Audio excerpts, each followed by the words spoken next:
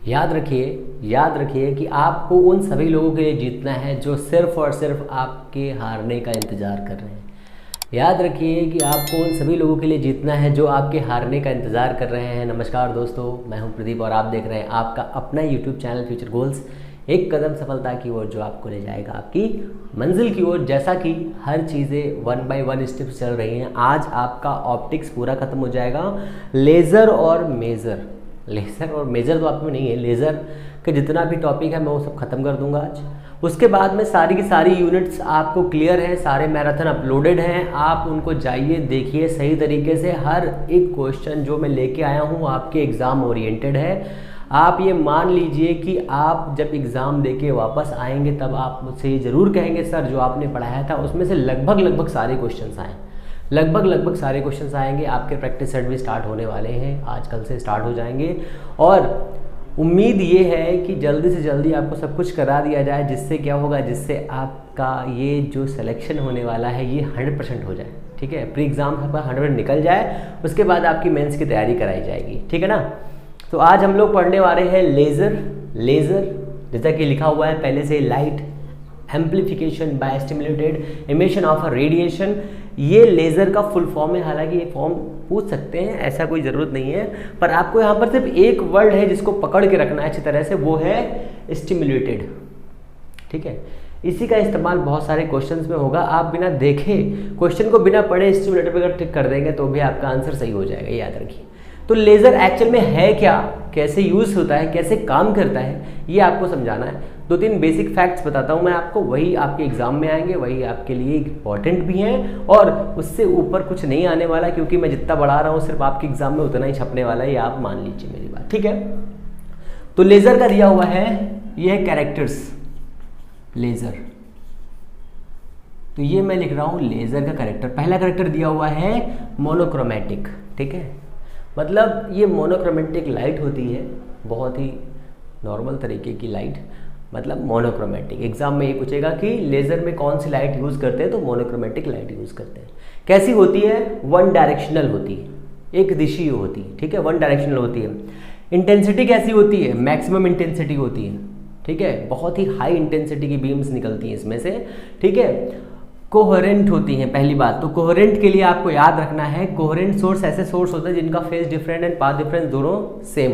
ठीक है, जिनके डिफरेंट टाइप की अगर वेव्स जा रही हैं तो उनमें से जो भी पाथ डिफरेंस है, फेज डिफरेंस है, सेम हो। ठीक है, फेज डिफरेंस सेम होगा तो उसका क्या होगा, कोहेरेंट सोर्स बनाएगा। जैसे मैं आपको एग्जांपल बताता हूँ, एक मोमबत्ती है, कैंडल, अगर इसमें से 2 लाइट सोर्स जा रहे हैं तो यहाँ पर जो ऑब्जर्वर होगा, वो दोनों का जो ऑब्जर्वर होगा उसके लिए फेज डिफरेंस कैसा होगा, इक्वल होगा। फेज डिफरेंस इक्वल होगा, इसलिए कैंडल जो लाइट प्रोड्यूस करती है उस लाइट को हम कहते हैं कोहेरेंट लाइट। ठीक है, कोहेरेंट सोर्स कह सकते हैं इसको। ठीक है, या यही होता है। फिर आ जाइए मेटास्टेबल स्टेट। ठीक है, लेज़र लाइट मेटास्टेबल स्टेट से प्रोड्यूस करी जाती है। कैसे करी जाती है ये देखिए जरा, मेटास्टेबल स्टेट से इसको प्रोड्यूस किया जाता है। कैसे किया जाता है, देखिए आपके पास आपने क्वांटम फिजिक्स तो पढ़ी होगी, बोहर्स लॉ भी पढ़ा होगा। बोहर्स लॉ के अकॉर्डिंग एक होता है आपका ग्राउंड स्टेट, एक होता है आपका एक्साइटेड स्टेट। उसके बीच में जो स्टेट आती है उस स्टेट का नाम है क्या, उस स्टेट का नाम है मेटास्टेबल स्टेट। ये है ग्राउंड स्टेट, इसे जी लिखे दे रहा हूँ। ये है आपकी एक्साइटेड स्टेट, में से ई लिखे दे रहा हूँ, और यहाँ बीच में आएगी, इसे हम कहेंगे मेटास्टेबल स्टेट। ठीक है, यहाँ पर जब यहाँ से कोई इलेक्ट्रॉन होता है, जब हम किसी इलेक्ट्रॉन को एनर्जी देते हैं, मान लीजिए हमने इस इलेक्ट्रॉन को एक एनर्जी दी, एनर्जी लेकर के ये ऊपर गया कहाँ, अपने भाई के पास, एक्साइटेड होकर के 10⁻⁸ सेकेंड के लिए यहाँ पे रुकेगा। उसके बाद ये जितनी एनर्जी मिली थी इतनी एनर्जी लेकर के वापस आ जाएगा, उतनी एनर्जी लेकर के वापस आ जाएगा, यहाँ पे रिलीज कर देगा एनर्जी। हम कुछ ऐसा सिस्टम सेट करते हैं जिससे ये सिर्फ यहीं तक आए, और यहाँ पर इसका जो टाइम होगा 10⁻³ सेकेंड, 10⁻³ सेकेंड के लिए यहाँ पे रुकेगा, 10⁻³ सेकेंड के लिए। उसके बाद यहाँ से जो भी वो लाइट इमिट करेगा, यहाँ से जो भी वो लाइट जब नीचे अपने ग्राउंड स्टेट पे आएगा, यहाँ से जो भी लाइट इमिट करेगा वो लाइट सोर्स कैसा होगा, कोहेरेंट होगा। वो लाइट सोर्स कैसा होगा, कोहेरेंट लाइट सोर्स होगा। और इसी कोहेरेंट लाइट सोर्स से आपका क्या बनेगा, हाई इंटेंसिटी की क्या बनेगी, वेवलेंथ बनेगी, और इसकी आई बनेगी, ठीक है, या एनर्जी बनेगी, ठीक है। तो यहाँ पर जो नॉर्मल सा ये ग्राफ होता है, ऐसे समझ लीजिए इसको, एक बार यहाँ भी देख लीजिए। ये जो है जब हम यहाँ पर इलेक्ट्रॉन को एनर्जी देते हैं तो ये यहाँ पहुँच जाता है एक साइड स्टेट पे, ई भी पहुँच जाता है, उसके बाद ये वापस आ जाता है अपनी जगह पर, और जितनी एनर्जी मिलती है उतनी एनर्जी को ये रेडिएट कर देता है एच के फॉर्म में, ठीक है। यहाँ पर जो भी रेडिएशन होता है वो कोहेरेंट नहीं होता है, ठीक है, ये याद रखिए आप। इसे कहते हैं स्पॉन्टेनियस इमिशन, इसको ये कहते हैं। और ये जो हमने कराया है ये क्या है, यहाँ पर इसको यहाँ पर भी थोड़ी सी एनर्जी दी जाएगी, ठीक है, यहाँ पे थोड़ी सी एनर्जी दी जाएगी, जिससे यहाँ पर जो हमें एनर्जी मिलनी है वो कैसी मिले, कोहेरेंट मिले, ठीक है। ये कैसी है, तो ये है स्टिम्युलेटेड, ये है आपकी स्टिम्युलेटेड, ये आपको याद रखना है, ठीक है। इसमें क्या होता है, मेटा स्टेबल स्टेट होती है, ये आपको याद रखना है, बस इसी चीज़ याद रखना है, ठीक है। स्टिम्युलेटेड इमिशन ये हो गया आपका। कैसे कराते हैं, अगर हम किसी भी इलेक्ट्रॉन को आउट सोर्स से एनर्जी प्रोवाइड करा देते हैं और उसे मेटा स्टेबल स्टेट में थोड़ी देर के लिए रोक लेते हैं, ठीक है, यहाँ से यहाँ पर, तो यहाँ पर जैसे ही रुकेगा यहाँ पर बहुत सारे इलेक्ट्रॉन आकर के रुक जाएंगे, जिससे क्या होगा, एक साथ वो बाहर निकलेंगे, जिनकी इंटेंसिटी कैसी होगी, मैक्सिमम बनाएंगे। यहाँ पर सेम फेज डिफरेंस पर क्या होता है, I इक्वल होता है A1 + A2 का होल स्क्वायर, ये आपने पढ़ रखा है पहले से ही। फिर दिया है टेम्पोरल कोहेरेंस, दिया है स्पेशियल कोहेरेंस दिया हुआ है, दोनों के दोनों आपके लिए इंपॉर्टेंट है, इसमें से यही क्वेश्चन पूछ सकता है बस। और अब आ जाइए इसमें से कैसे क्वेश्चन बनेंगे मैं अभी बता रहा हूँ, पहले आप थोड़ा इसको देख लीजिए।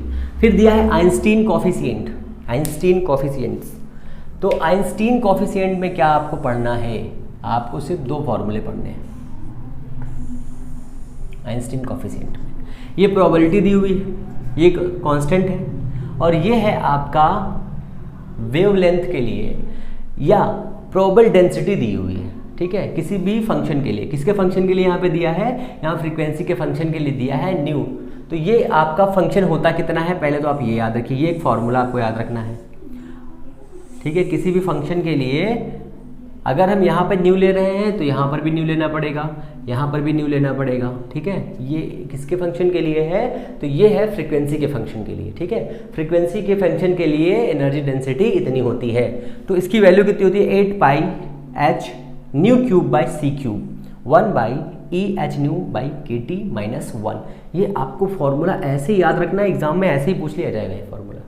हालांकि ये प्लांक ऑसिलेशन में मैंने आपको पढ़ाया है, वो भी आपको याद रखना है, ओके। अब ये दिया है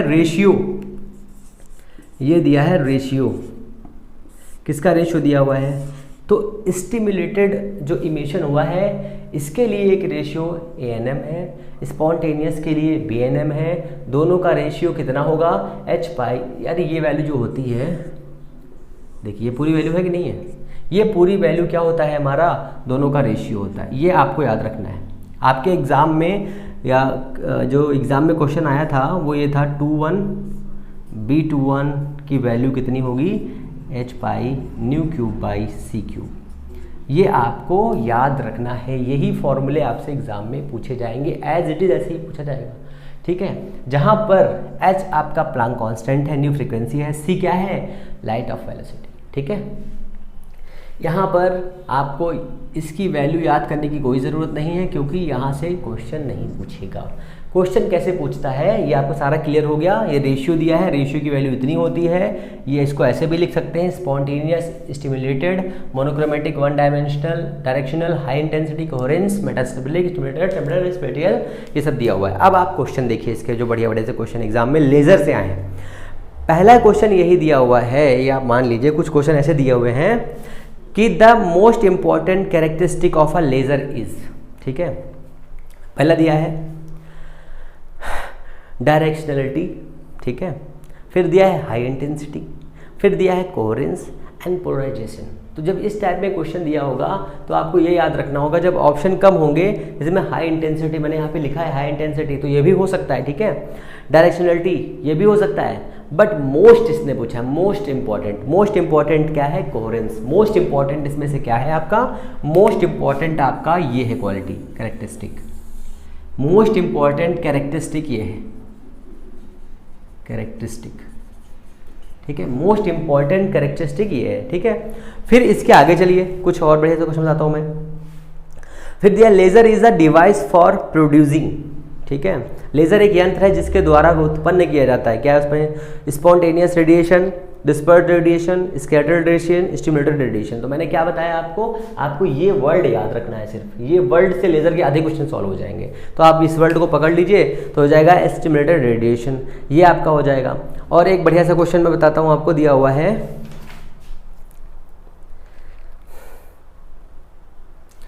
laser laser laser laser laser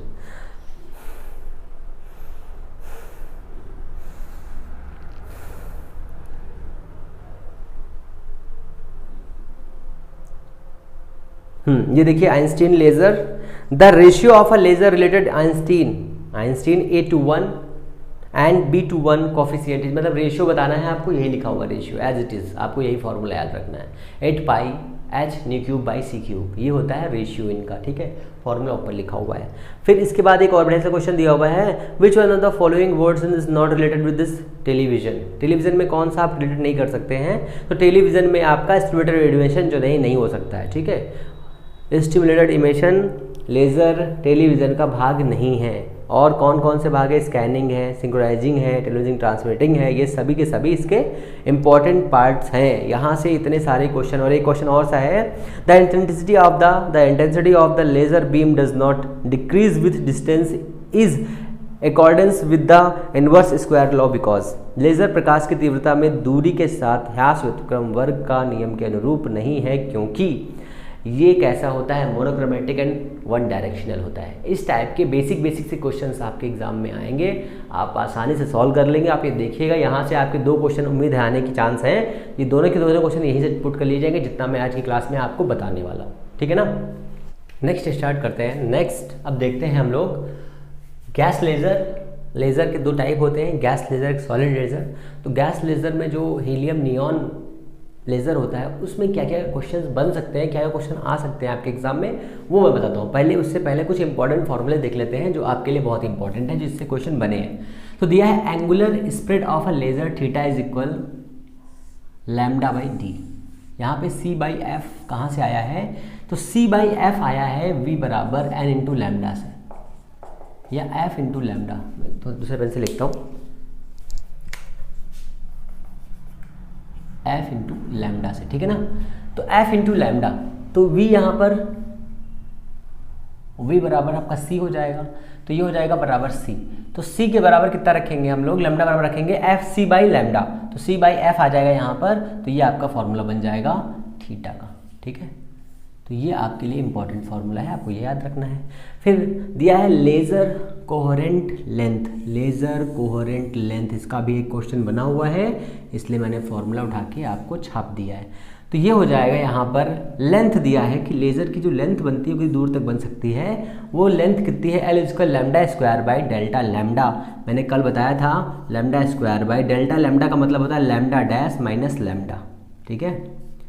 ये एज इट इज ऐसे ही क्वेश्चंस दिए हुए होंगे, आपको उस छापना है, उसमें वैल्यू पुट करनी होगी, बस आपको उनको आसानी से सॉल्व कर सकते होगे आप, है ना।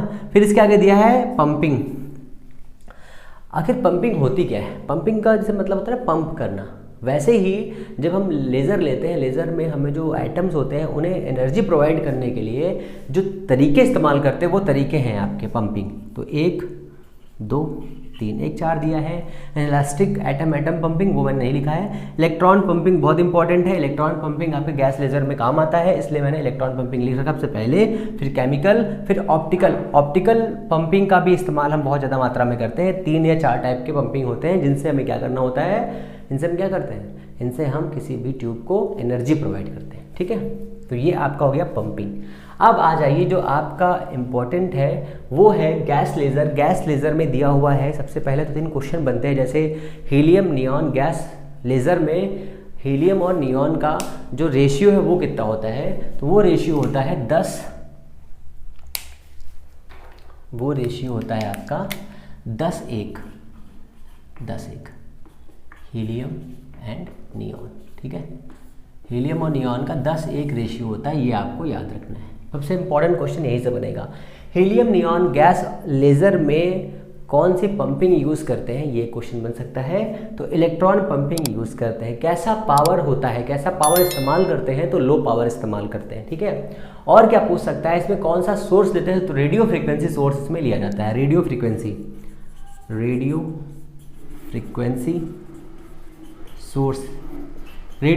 सोर्स इसमें यूज़ करते हैं। तो ये देखो दिया हुआ है सोर्स। ये पूछ सकते हैं कि आपका, इससे पूछ सकते हैं कि इसमें कितने मिरर इस्तेमाल करते हैं, 2 मिरर इस्तेमाल करते हैं। दोनों मिरर कैसे होते हैं, परफेक्टली होते हैं, रिफ्लेक्टेड या पार्शली होते हैं। तो ये आप याद रखना, एक परफेक्टली रिफ्लेक्टेड होता है, एक पार्शली रिफ्लेक्टेड होता है, ये आपको याद रखना है। ठीक है, अब इसमें से ये पूछ सकते हैं आपसे कि हीलियम नियॉन गैस लेज़र में जो कैथोड और एनोड होते हैं वो किस प्लेट के बनाए जाते हैं, तो बोरोसिलिकेट के आपके कैथोड और एनोड बनाए जाते हैं। ठीक है, और इसमें क्या पूछ सकता है, इसमें पूछ सकता है कि हीलियम नियॉन गैस आर्गन में बनने वाली वेवलेंथ कितनी होती है, तो होती है 6328 एंगस्ट्रॉम की, या फिर 63632.8 नैनोमीटर। ठीक है, ये भी आपको याद रखना है। इतने क्वेश्चंस हो गए। और क्या पूछ लगता है कि हीलियम नियॉन गैस लेज़र में, थोड़ा सा इसका कंस्ट्रक्शन समझ लीजिए, मैं आगे बताता हूँ, है ना, क्वेश्चन बाद बताता हूँ मैं। तो देखिए, इसमें ये बोरोसिलिकेट की 2 प्लेटें दी हुई हैं, गैस ट्यूब दिया हुआ है जिसमें हीलियम और नियॉन का मिक्सचर भरा हुआ है 10:1 में। ये हीलियम और नियॉन गैस दिया हुआ है। 2 मिरर लगे हुए हैं, रिफ्लेक्टेड मिरर दिया हुआ, परफेक्टली रिफ्लेक्टेड वाला ये मिरर है, और पार्शियली रिफ्लेक्टेड मिरर ये वाला दिया हुआ है। इसमें से जब रेज आगे निकलेंगी तो यहाँ से हमें क्या मिलेगा, हमें यहाँ से वेवलेंथ्स मिलेंगी। ठीक है, बोरोसिलिकेट की प्लेटें लगी हुई हैं, रेडियो फ्रिक्वेंसी से इसको हम एनर्जी प्रोवाइड करेंगे। ये मान लेंगे कैथोड हो जाएगा, एक इसका एनोड हो जाएगा। हालांकि यहाँ से क्वेश्चन नहीं पूछा जाएगा, फिर भी समझ लीजिए थोड़ा सा, है ना। सबसे इंपॉर्टेंट चीज़ इसमें क्या है कि इसमें कितना रेशियो लिया जाता है, तो इसमें रेशियो लिया जाता है हीलियम और नियॉन का इतना 10:1। क्या होता है इसमें होता क्या है, तो 2 स्टेट होती हैं, एक एक्साइटेड, एक ग्राउंड स्टेट, इसके बीच में आती है मेटास्टेबल स्टेट। ये 3 स्टेट हो गई। ये हमने मान लिया, अगर इसको हम बीच थोड़ा कट कर दें तो एक हम मान ले हीलियम की, एक मान ले नियॉन की। तो हीलियम की जहाँ पर एक्साइटेड स्टेट होती है और जहाँ पर मेटा स्टेट होती है, मेटा स्टेट के सामने ही हीलियम की कौन सी स्टेट होती है, एक्साइटेड स्टेट होती है, एक्साइटेड। ठीक है, तो हीलियम की जो इलेक्ट्रॉन या एटम डेंसिटी है वो सारी की सारी यहाँ से ट्रांसमिट होके नियॉन के पास आ जाती है, नियॉन के पास आने से क्या होता है, ये सारी की सारी जो वेवलेंथ यहाँ से हमको मिलेगी, सारी की सारी जो यहाँ पर हमको फोटॉन्स एनर्जी मिलेगी, वो सारी कैसी होगी, कोहेरेंट होगी। जब कोहेरेंट होगी तो हमें एनर्जी सोर्स कैसा मिलेगा, बढ़िया सा मिलेगा, बीम मिलेगी बेहतरीन। ठीक है ना, रेड कलर की मिलेगी, ऐसा मान लीजिए, पिंक मान लीजिए। ठीक है, ये हो जाएगा। तो आपको ये याद रखना है कि इसमें होता क्या है, सीक्वेंस बताता हूँ, समझ लीजिए आप। इसमें ये आप याद रखिए कि इसमें हीलियम अपनी जो एनर्जी होता है वो किसको देता है, नियॉन को एनर्जी दे देता है। ठीक है, ऐसा क्यों करता है, क्योंकि इसकी एक्साइटेड स्टेट यहाँ पर है, इसकी मेटाबल स्टेट यहाँ पर है, इसलिए ये अपनी सारी जो इलेक्ट्रॉन डेंसिटी है वो इसको प्रोवाइड कर देता है नियॉन को। ठीक है, तो हीलियम क्या बन जाता है, एनर्जी प्रोवाइडर। ये क्या बन जाएगा, एक्सेप्टर। ठीक है, एक्सेप्टर बन जाएगा। कौन सी क्रिया होगी इसमें, इलेक्ट्रॉन पंपिंग होगी, लो पावर पंपिंग सोर्स से जनरेट किया जाता है। और पॉपुलेशन इन्वर्सन देखिए दिया हुआ है यहाँ पे, मोस्ट इंपॉर्टेंट है, यहाँ से एक क्वेश्चन बनेगा आपका।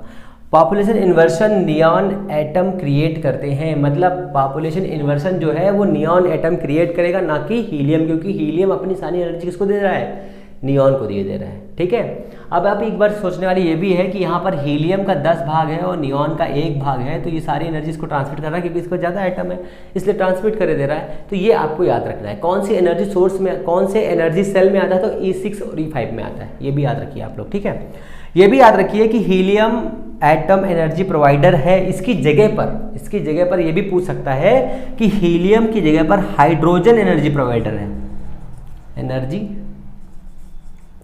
प्रोवाइड करता है भैया, ये भी याद रखिएगा, क्योंकि घुमा के क्वेश्चन पूछ लेगा तो आप खिसक जाएंगे। तो इससे अच्छा है कि आप ये भी याद रखिए कि हीलियम के जो हाइड्रोजन नाभिक होते हैं, हाइड्रोजन इलेक्ट्रॉन होते हैं, वो इलेक्ट्रॉन भी एनर्जी प्रोवाइड करते हैं किसको, नियॉन को। नियॉन क्या है, पॉपुलेशन इन्वर्सन के लिए नियॉन एटम इम्पॉर्टेंट है और नियॉन एटम ही एनर्जी प्रोवाइड एक्सेप्ट करता है और पॉपुलेशन इन्वर्सन क्रिएट करता है। ये आपको याद रखना है, ठीक है।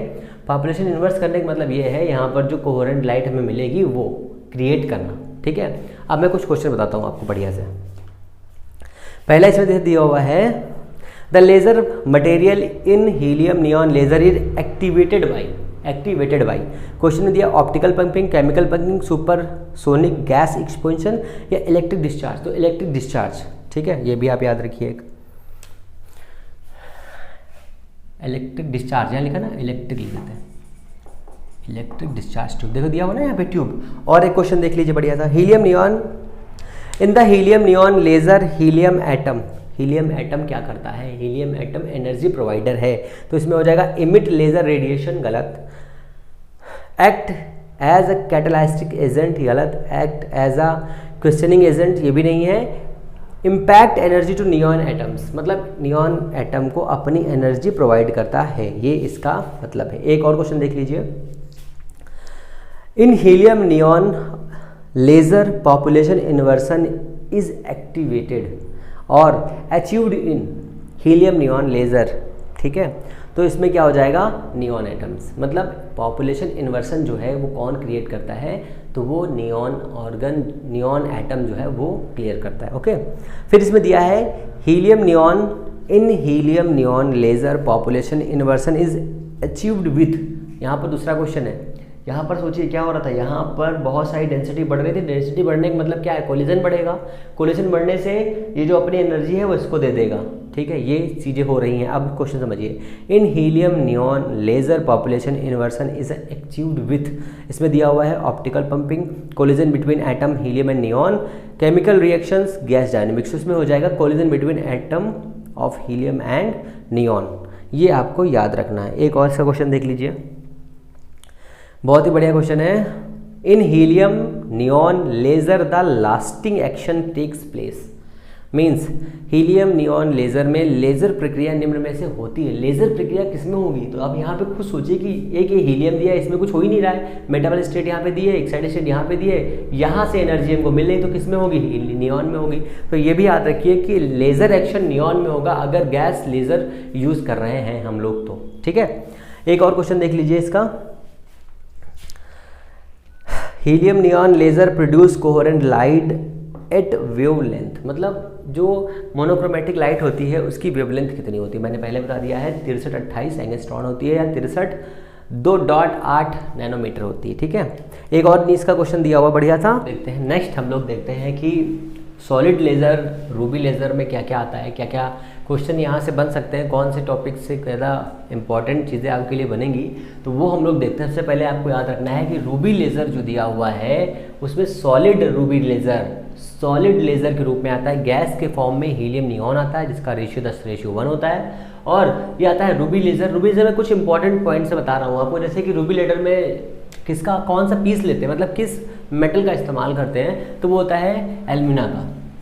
ये इसका इस्तेमाल करते हैं। इसका इस्तेमाल करने के लिए हम इसका इसलिए करते हैं क्योंकि इसमें जो है आपको क्रोमियम मिलता है, कितना 0.05%। इसका हमारे लाइफ में और लेज़र के फॉर्म में बहुत ज़्यादा इंपॉर्टेंट है, क्योंकि इससे ही सारा का सारा काम होता है, सारा का सारा खेल होता है, इसलिए आपको ये पीस लेना पड़ता है, ठीक है। फिर दिया है कलर, कैसा कलर से प्रोवाइड होता है, तो आप अगर गूगल करके देखेंगे तो पिंक कलर होता है, बहुत ही प्यारा स्वीट कलर होता है, वो कलर इससे प्रोड्यूस होता है, ठीक है।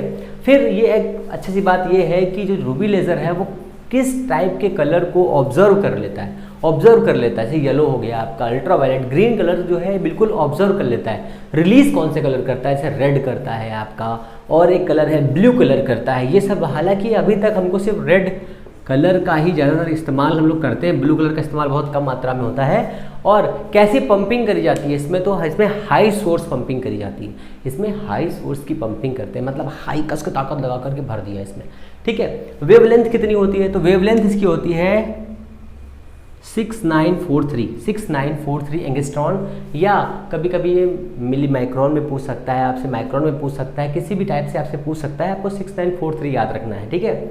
फिर इसमें याद रखना है सबसे इम्पॉर्टेंट कि ये किस टाइप का लेज़र होता है, किस टाइप का लेज़र होता है। तो ये पल्स लेज़र होता है, स्पंदित लेज़र होता है, स्पंदित लेज़र होता है। जो आपके लिए सबसे इम्पॉर्टेंट क्वेश्चन है वो यही क्वेश्चन है। मैंने 4 बना दिए इसलिए, ठीक है। अब इसका थोड़ा कंस्ट्रक्शन देख लीजिए कैसे क्या होता है। एक ट्यूब होती है, गैस ट्यूब, डिस्चार्ज ट्यूब मान लीजिए इसको। इसके बीच में एक एल्यूमिनियम का पीस रखा रहता है और इसको कोटिंग कर दी जाती है ऐसे करके। ये देखिए यहाँ पर ये वाली कोटिंग है, ठीक है। कोटिंग कर दी गई, कैसी कोटिंग करी? एक 90% रिफ्लेक्टेड सरफेस बनाई गई है, एक सिल्फर कोट करके। एक 100% बनाई गई है, 100%। जब इस पर हम कोटिंग करेंगे, एनर्जी देंगे, ठीक है, बैटरी से एनर्जी प्रोवाइड करेंगे, बैटरी से एनर्जी प्रोवाइड करेंगे तो क्या होगा, इसके जो इलेक्ट्रॉन्स हैं, ये जो एटम हैं वो सारे के सारे एक जगह पर चलने लगेंगे ऐसे करके। तो इनका जो फेज डिफरेंस होगा कैसा होगा? सेम फेज डिफरेंस होगा, ठीक है। जिधर 90% का परफेक्टली सरफेस होगी रिफ्लेक्टेड, वो उधर की हो जाएगी, क्योंकि यहाँ से इन्हें बाहर निकलने के लिए जगह मिल जाएगी, ठीक है। और ये लेज़र क्रिएट होगा, कौन सा? Ruby laser. देखो मैं रेड से लिख भी रहा हूँ और ये पिंक होता भी है ना, पिंक होता भी है, ये भी आपको याद रखना है, ठीक है।